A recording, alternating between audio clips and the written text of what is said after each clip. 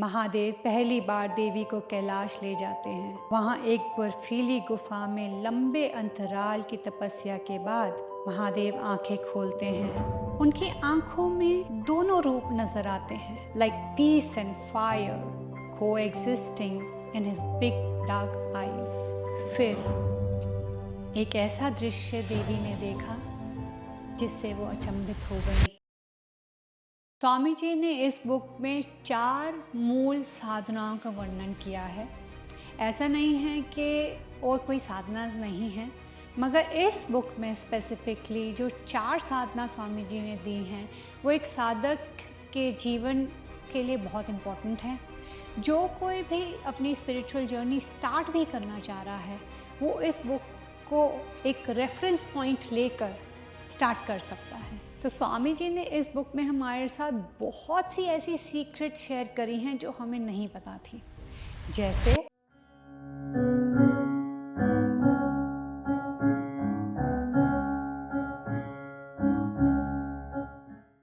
जय Shri Hari, welcome to yet another episode of Guruvani. आज हम आपके साथ बहुत ही इंटरेस्टिंग बुक शेयर करने वाले हैं जिसका नाम है ancient science of mantras, wisdom of the sages. ये मेरे गुरुदेव स्वामी जी के द्वारा लिखी हुई है। और इंटरेस्टिंग पार्ट ये है कि स्वामी जी ने स्वयं इस मंत्र योग के पाथ पर चलकर अनुभूति कर कर ये बुक लिखी है। इस बुक में ऐसी ऐसी चीज़ें हमें पढ़ने को मिलती हैं जो बहुत डिफरेंट है। शायद हम में से बहुत लोगों को पता भी नहीं था।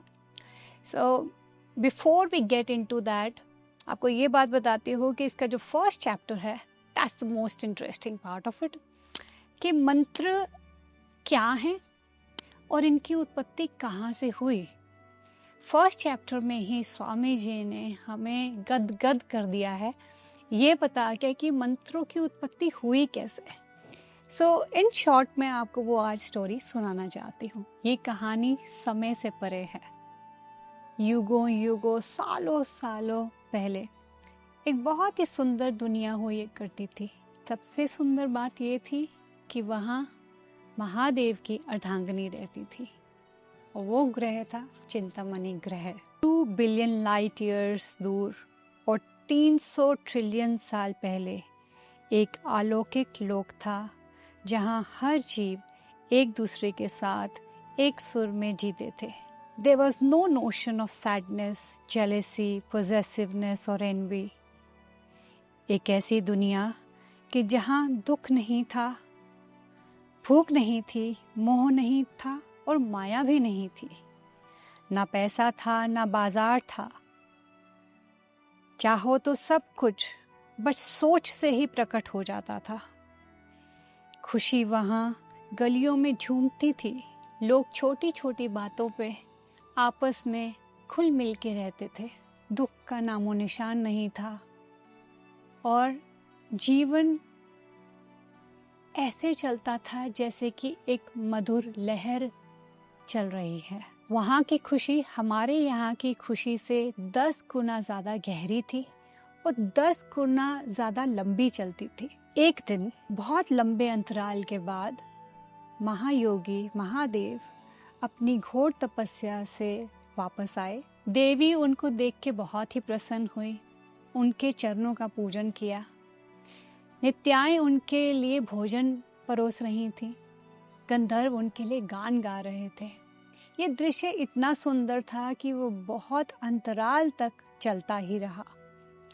बहुत लंबे समय तक जब महादेव वहाँ रह गए, एक दिन अचानक माँ को बोला वराने ने, अब मेरा चलने का समय आ गया है, अब मुझे चलना चाहिए।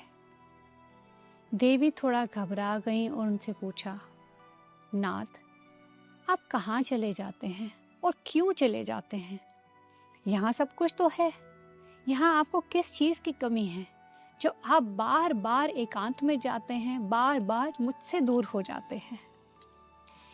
इस पे महादेव ने मुस्कुराते हुए कहा, देवी और भी ऐसे लोग हैं जहाँ पे लाइफ फोर्स हैं, वहाँ पर जीवन है, मगर आप जैसी देवी नहीं है। इसलिए उन सब ग्रहों पर दुख है, सफरिंग है और लोग पीड़ा में हैं। देवी ने उनको बहुत प्यार से और हैरान से देखा और पूछा, नाथ, ये दुख क्या होता है? मैंने तो आज तक इसको कभी एक्सपीरियंस नहीं किया है। भोलेनाथ तो भोलेनाथ थे। उन्होंने देवी से बोला, देवी, दुख ऐसी चीज होती है जो एक पीड़ा होती है। पीड़ा को जब हम समझ नहीं पाते वो सफरिंग बन जाती है, वो हमारा दुख बन जाता है। तो दूसरे ग्रह के लोगों को इस सफरिंग से उभरने के लिए मार्ग नहीं पता है। देवी ने अपने इनोसेंस में बोला, मैं दुख देखना चाहती हूँ, पीड़ा महसूस करना चाहती हूँ, वो भावना, उस भावना को जानना चाहती हूँ। और फिर एक यात्रा शुरू होती है। 10,000 साल तक महादेव और देवी विश्व में अलग अलग लोकों का भ्रमण करते हैं। देवी देखती हैं लोग रो रहे हैं, लड़ रहे हैं, गरीबी है, जीवन के बोझ में दबे हुए हैं, लेकिन वो अभी भी समझ नहीं पाते कि ये पीड़ा क्या होती है। तो शिव जी कहते हैं, तुम्हें अगर इस पीड़ा को महसूस करना है देवी, तो तुम्हें उस लोक में जन्म लेना होगा। एक मनुष्य की तरह उनके साथ जीवन जीना होगा। महादेव पहली बार देवी को कैलाश ले जाते हैं। वहाँ एक बर्फीली गुफा में लंबे अंतराल की तपस्या के बाद महादेव आंखें खोलते हैं। उनकी आंखों में दोनों रूप नजर आते हैं, like peace and fire coexisting in his big dark eyes. फिर एक ऐसा दृश्य देवी ने देखा जिससे वो अचंभित हो गई। महादेव ने अपना डमरू उठाया और बजाना शुरू किया। धीरे धीरे डमरू में से बहुत ही सुंदर ध्वनि उत्पन्न होनी शुरू हुई और हर बीट के साथ एक ग्रह टूटने लगा, एक और लोक समाप्त होने लगा और सारा विश्व उनमें सिमट आया। देवी का चिंतामणि ग्रह भी शिव जी के अंदर ही समा गया और एक समय ऐसा भी आया जब स्वयं माँ देवी शिव जी में प्रवक्ष हो गई। वही ध्वनि, वही शब्द, वही वाइब्रेशंस तो महादेव के डमरू से निकले थे, एक एक करके निकलते निकलते निकलते निकलते मंत्र बन गए। सो ये है वो स्पेशल स्टोरी, वो कथा जो हम में से बहुत लोगों को नहीं पता थी, एटलीस्ट मुझे नहीं पता थी कि मंत्र आए कहाँ से, उनकी उत्पत्ति कहाँ से हुई। तो ये तो मैंने स्टोरी आपको शॉर्ट में सुनाई है। I encourage you to read the full story in this book. Very very interesting. Swami ji ने एक एक चीज़ को डिटेल में समझाते हुए इसमें लिखा है। आपको ऐसा लगेगा कि आप पढ़ नहीं रहे हैं, आप वहाँ चिंतामणि ग्रह में बैठे हैं और सब कुछ आपके सामने हो रहा है। तो जैसे कि इस स्टोरी में स्वामी जी ने बताया ही है कि मंत्र कहीं से उत्पन्न नहीं हुए हैं, वो रिवील हुए हैं। तो स्वामी जी ने इस बुक में हमारे साथ बहुत सी ऐसी सीक्रेट शेयर करी हैं जो हमें नहीं पता थी। जैसे उन्होंने ये बताया कि मंत्रों की उत्पत्ति कहाँ से हुई, दुख की उत्पत्ति कहाँ से हुई, दुख को हम कैसे एक्सपीरियंस करते हैं। इसमें ये भी बताया हुआ है कि जब हम अपने मंत्रों को इन्वोक करना शुरू करते हैं तो उसमें क्या क्या हर्डल्स आते हैं, कौन सा मंत्र चूज करना चाहिए, मंत्रों में क्या क्या फ्लॉज होते हैं और उनको कैसे करेक्ट किया जाता है। बुक में ये भी एक्सप्लेन किया गया है कि न्यास कैसे करते हैं और मुद्राएं कैसे लगाई जाती हैं, मंत्रों के देवता को कैसे इन्वोक किया जाता है और साधना के जो 4 पिलर्स हैं वो क्या होते हैं।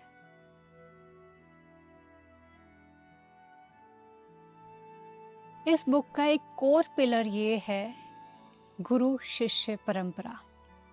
स्वामी जी गुरु शिष्य के संबंध को, इस परंपरा को बहुत ही गहराई से मानते भी हैं और समझाते भी हैं, मगर उनको ये भी पता है कि इस युग में, आजकल के टाइम में, ज़रूरी नहीं है कि हर साधक के जीवन में एक ट्रू गुरु हो।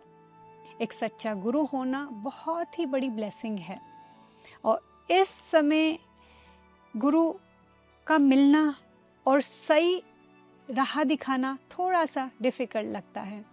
इसीलिए स्वामी जी ने इस बुक में ये भी लिखा है कि ये बुक स्वामी जी ने उन सब साधकों के लिए लिखी है जिनके फिजिकल फॉर्म में कोई गुरु नहीं है। सो वो जो हमारे माइंड में एक बैरियर होता है ना कि गुरु नहीं है तो हम साधना नहीं कर सकते, गुरु नहीं है तो हम किसी मंत्र का जप नहीं कर सकते, ये सब जो टैबू हैं या जो एक भावना चलती आ रही है, उसको स्वामी जी ने ब्रेक किया है, which is a very very important aspect of this book. Swami ji ने ये भी कहा कि डर से कोई भी साधना आगे नहीं ली जा सकती। अगर गुरु नहीं है तो अपने अंतर मन के गुरु को भी हम इन्वोक कर सकते हैं, और वो कैसे करना है वो भी स्वामी जी ने इस बुक में अच्छी तरह से हमें समझाया है। स्वामी जी ने इसमें एक और बहुत इंटरेस्टिंग स्टोरी शेयर करी है एक सीकर की, जो प्राप्ति के मार्ग पर थे। उन्होंने सब कुछ छोड़ के हिमालय में चले गए, सिर्फ और सिर्फ फेथ के साथ। मगर बात ये है कि सिर्फ फेथ ही इम्पॉर्टेंट एलिमेंट नहीं है, बहुत से और एलिमेंट्स हैं जो स्वामी जी ने कहा, जैसे प्रिपेयर्डनेस, हमारा माइंडसेट, हमारा डिसिप्लिन। क्या ये सब चीज़ें हमारे पास हैं जब हम एक इतनी घोर साधना के लिए निकलते हैं?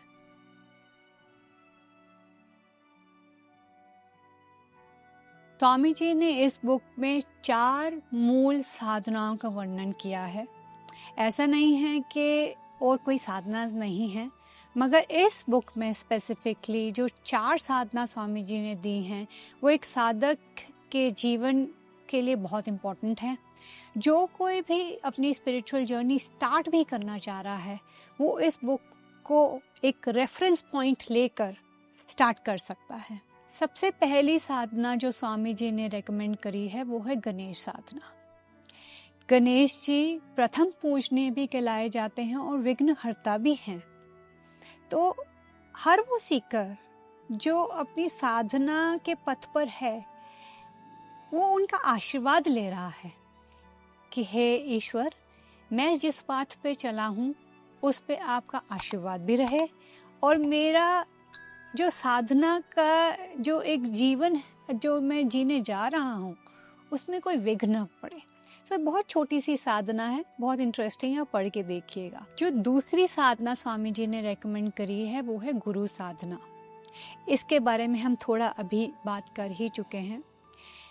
गुरु साधना इसलिए इम्पॉर्टेंट है क्योंकि जिनके गुरु नहीं हैं वो अपने अंतर्मन में उस गुरु तत्व को इन्वोक कर रहे हैं, और जिनके फिजिकल गुरु हैं वो उनका आशीर्वाद लेना चाहते हैं। नेक्स्ट स्वामी जी ने जो रेकमेंड करी है वो है गायत्री साधना। स्वामी जी ने अपने एक discourse the 4 pillars of Hinduism में कहा है कि जो गायत्री माँ है, शी इज कॉल्ड द वेद माता Gayatri, the mother of the Vedas.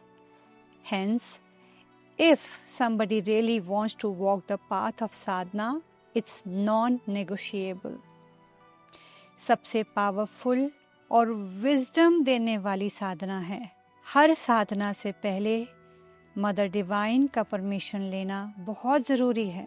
Swami ji बोलते हैं, अगर सिर्फ एक मंत्र साधना वो रेकमेंड कर सकते हैं तो वो होगी गायत्री माँ की साधना। 4th साधना जो स्वामी जी रेकमेंड करते हैं वो है श्री सूक्तम की साधना।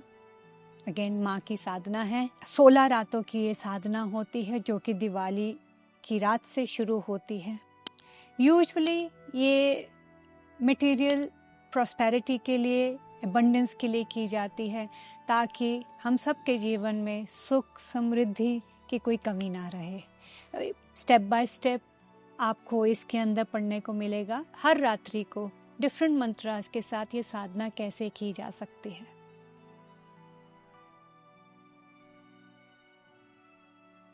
जब मैंने ये किताब पहली बार पढ़ी थी, मुझे ऐसा लग रहा था कि जैसे कि मैं एक step by step practical guide पढ़ रही हूँ।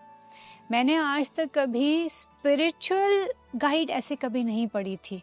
सो आई एम श्योर जब आप भी ये पढ़ेंगे आपकी भी सिमिलर अनुभूति होगी कि इतनी डिटेल में स्वामी जी ने सब कुछ समझाया हुआ है कि जैसे कौन से मंत्र का चयन करना चाहिए, माला किस टाइप की होनी चाहिए, साधना करते समय कौन से रंग के कपड़े पहनने चाहिए, कौन सी डायरेक्शन में हमारा फेस होना चाहिए और कौन से और कैसे आसन पे हमें अपनी साधना करनी चाहिए। इसमें 16 असेंशियल कंडीशंस भी एक्सप्लेन किए गए हैं, जैसे फूड हैबिट्स, ब्रीदिंग, मुद्रास, हवन और बहुत कुछ। और आप अगर किसी विश या डिज़ायर के साथ ये साधना करना चाहते हैं, उसका भी इसमें स्टेप बाय स्टेप एक्सप्लेनेशन दिया हुआ है। स्वामी जी ने खुद अपने हाथों से मुद्रास बना के पिक्चर्स डाली हुई हैं। हमें इसमें मुद्रास को सीखने में कोई डिफ़िकल्टी नहीं होती। और आज तक जो गुप्त थे मुद्रास, वो भी स्वामी जी ने प्रकाशित किए हैं। Very very interesting thing. और एक और इंटरेस्टिंग बात यह है कि स्वामी जी ने सिर्फ ये बुक ऐसे लिख नहीं डाली है, उन्होंने अपने भी एक्सपीरियंसेस इस बुक में लिखे हैं कि जब उनको दिक्कत आती थी तो वो किस तरीके से नेविगेट करते थे। और उनके जो एक्सपीरियंसेस हैं हमें मोटिवेट भी करते हैं। वो ये भी दिखाते हैं कि तकलीफ़ें तो हर के जीवन में आती हैं, ये बात आसान नहीं है, मगर अगर हमारे पास कोई ऐसा गाइड, कोई गुरु, कोई ऐसी बुक हो जो एक रेफरेंस पॉइंट है, तो हमारे लिए ये पाथ बहुत इजी हो जाता है।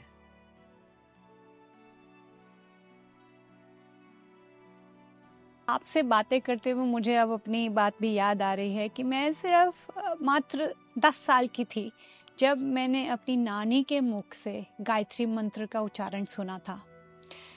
और उसको सुनते ही न जाने क्यों वो मुझे अपने आप ही लर्न भी हो गया और मेरे दिल को बहुत ज़्यादा छू गया। सो मैं आपसे ये जानना चाहती हूँ, प्लीज़ कमेंट सेक्शन में हमें बताइए कि आपके जीवन में किस उम्र में और कौन से मंत्र ने आपके दिल के अंदर जगह बना ली। On this note, I'm saying goodbye to you. May your mantra guide you back to your true self. And it's a humble prayer that may your mantra become the anchor of your life and you become more stable, more happy, more contented person with our Sanatan Dharma. Jai Shri Hari.